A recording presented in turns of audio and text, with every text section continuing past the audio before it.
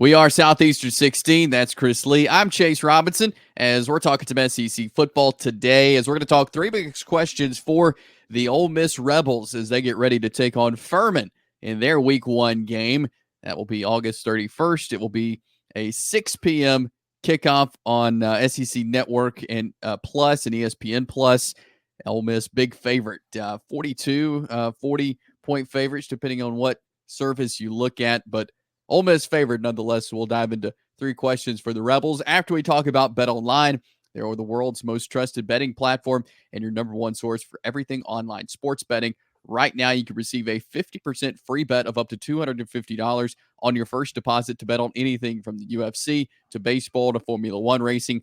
Bet Online has every stat, every matchup, and even live odds and spreads while the games are being played. When the game's over, you can go to the online casino, get in on a game of blackjack or poker, or one of the over 150 slots games.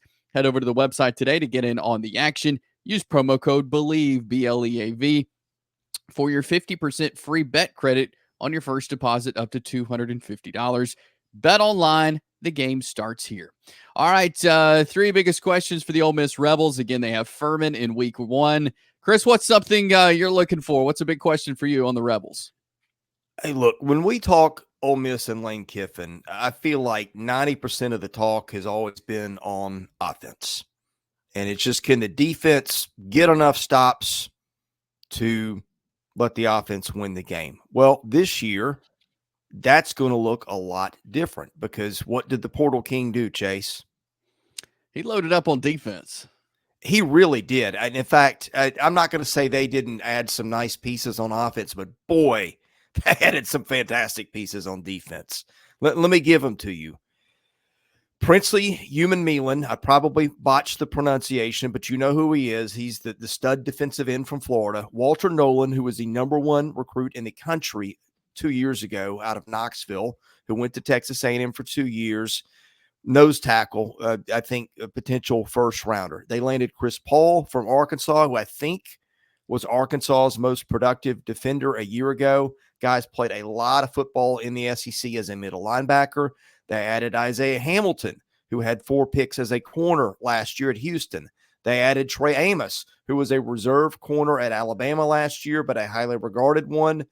And they got some other guys. They got Keyshawn Lawrence. They got Yam Banks, transfers from Oklahoma and South Alabama. That's a lot of new faces, Chase. And look, let's be honest. We are not sitting here telling you we're going to make sweeping conclusions from a game in which Ole Miss is like a 40 to 42 point favorite. No, we're not that stupid, and you aren't either.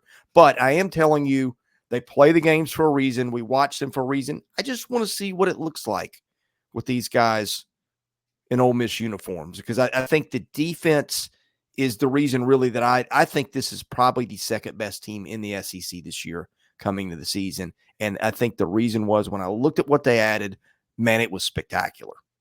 Yeah, and you made a good point. I mean, most of the talk around Ole Miss has always been offense, and I think it still is because it's a great offense, and Lane Kiffin, the offensive coach that he is, but tremendous job he did in the offseason. I think Lane Kiffin realized what he has on offense and said, hey, we got to have a defense that matches. If we want this to be anything of a successful season, we've got to play defense. And he did an extraordinary job of going out and getting defensive players on this roster. Just tremendous.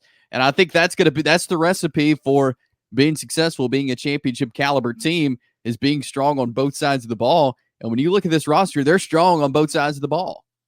Yeah, very, very strong, very strong. And I think the rest of this we're going to spend talking about the offense, I have a feeling.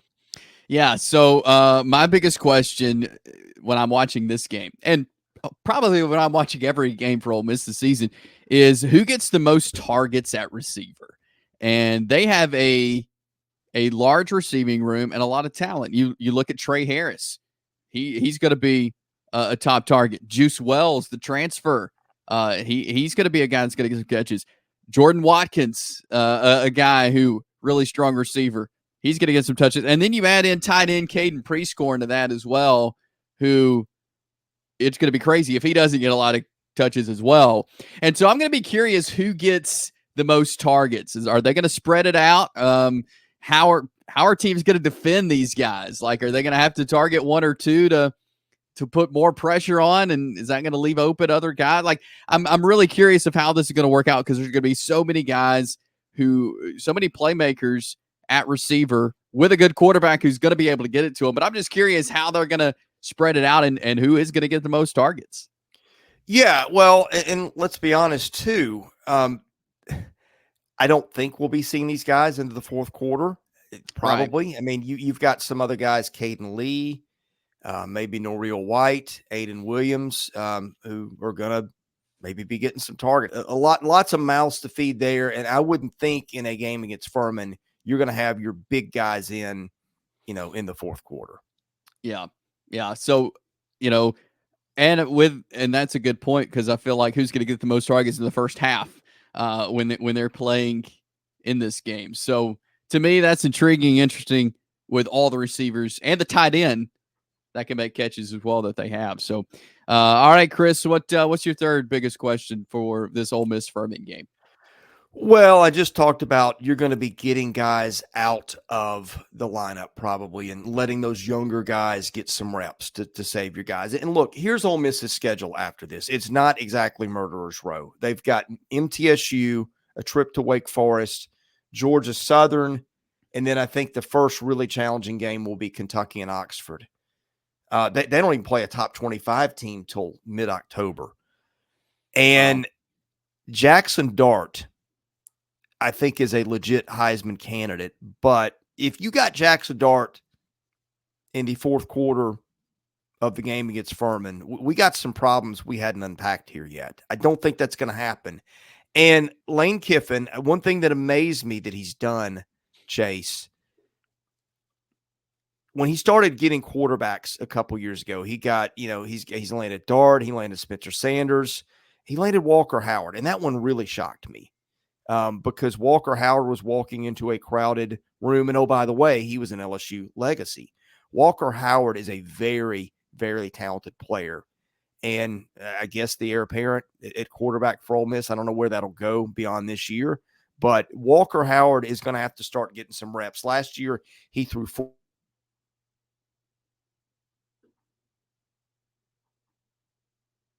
In the month of September, things go to plan. And I just want to see how that looks. Yeah, and it'll be interesting with all those games. That's a great point. You look up and down their schedule, and there's a lot of chances I think Walker Howard has to come in games and get some good experience, get some good numbers. So yeah, that'll definitely be interesting to see what he looks like. We know most likely he's going to see the field in this game. He should see the field in this game. And so, yeah, that's a big question, I think, for this Ole Miss team this year. So we will have you covered on this game after the game, as well as all the rest of the SEC Week 1 games. And for the rest of the season, we got you covered here with SEC football, and not only football, but basketball and baseball as well. So hit the subscribe button here on Southeastern 16 as we're getting so close to the season beginning. And we'll have you covered all season long and in the off season as well. We have weekly shows for each of the sports. We have videos that go out daily on each of the sports. So subscribe, like this video, and spread the word about Southeastern 16. Also, if you'd be interested in sponsoring our content, you can email caroline.smith at southeastern14.com, and we can start those conversations on sponsoring our content here. And we get a lot of views. We have a lot of impressions, a lot of subscribers to our channel. So you can be a part of something special here at Southeastern 16. For Chris Lee, I'm Chase Robinson. We are Southeastern 16, presented by BetOnline.